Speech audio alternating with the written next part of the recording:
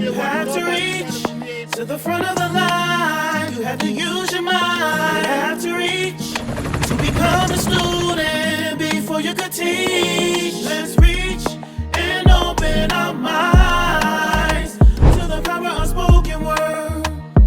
Power of spoken word with Paul. Power of spoken word with Paul. Power of spoken word with Paul.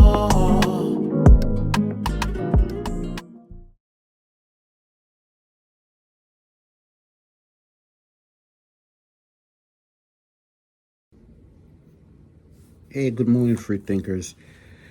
Talk to these young men because, my platform is talk about these young men so they could, uplift themselves and know that there's somebody out there that been through what you guys are going through and have made something of myself. So I'm always here to talk to young men.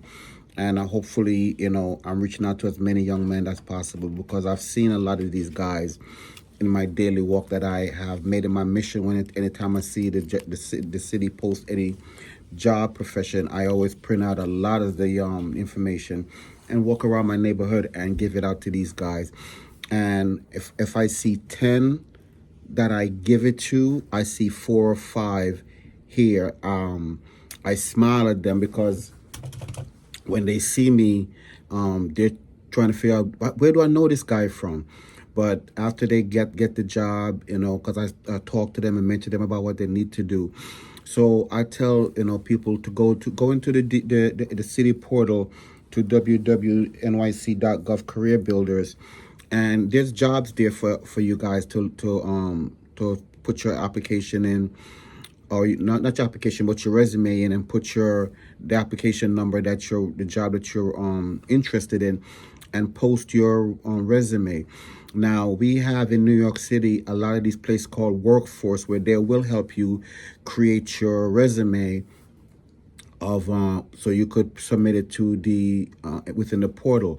So I want to say, based on COVID, a lot of stuff is no longer in person as far as going in to submit anything. So you would have to upload your resume, and Workforce will show you how to do it, where you could upload your resume by putting in the information that is required on the posting, and they'll contact you for the job. So I tell people, a lot of these young men, that when they call you, and they will call you, a lot of time what disqualify you guys is the way how you dress. Some of you guys still dress as if you're in the street, like you're going to go hang out with your homeboys. And that's not what you're going to hang out with, right? You're going to hang out, you come into a city job. And just to give you a little background, any city, a governmental job you have, you're a civil servant. So you're serving the public. So a lot of these guys come in and they think that they're dressing to go to the clubs, and the people that are interviewing you is viewing that as, well, this person thinks this is a joke. So I'll tell some of these young men that, listen, you don't have to go buy a brand new suit or brand new shoes. You could go down to the Goodwill. Yes, the Goodwill. You'd be surprised what they have at the Goodwill. And get a nice suit, cost you about $40, $50, if that much, a pair of shoes. And take it to your nearest tailor, let them fit it for you correctly. Because, again, you have to show up to impress the person that, listen, I really need this job.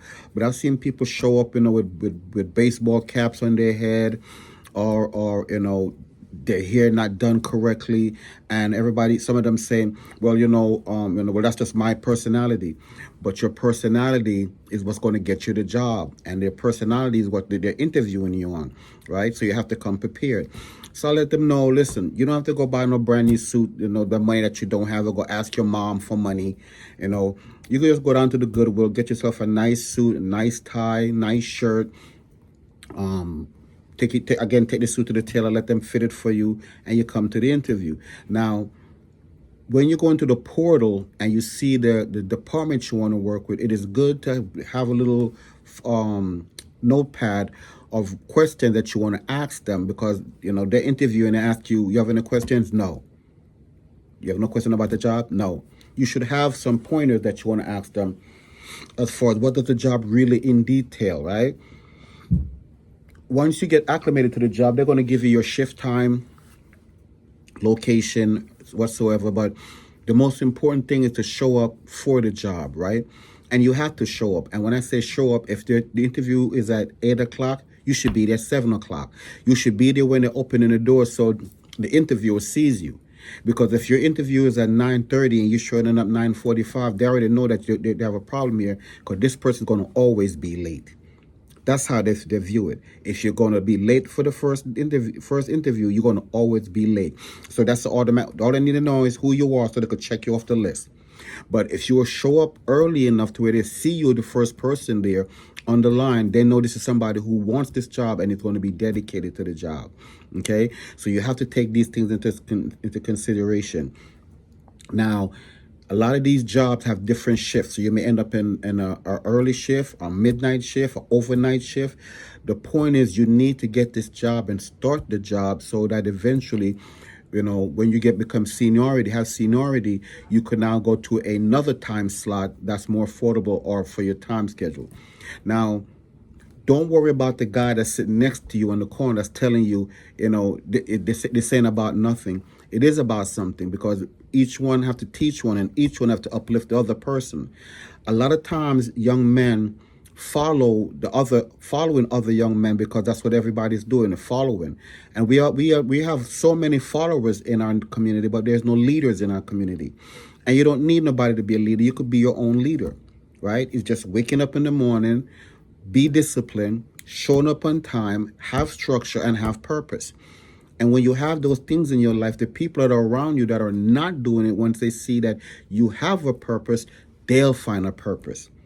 You're going to find that a lot of people, that once you get the job and you start doing what you're supposed to be doing, you're going to have to drop them, because they're going to become a weight on you. They're going to tell you, we used to hang out. The word is, we used to hang out, but now you have responsibility, right? So you can't sit there and rely on your mom to take care of you, because God bless the moms who have raised boys, but she can't teach you how to be a man. That's something that you're going to have to explain. Get for yourself if you didn't have a father in your life.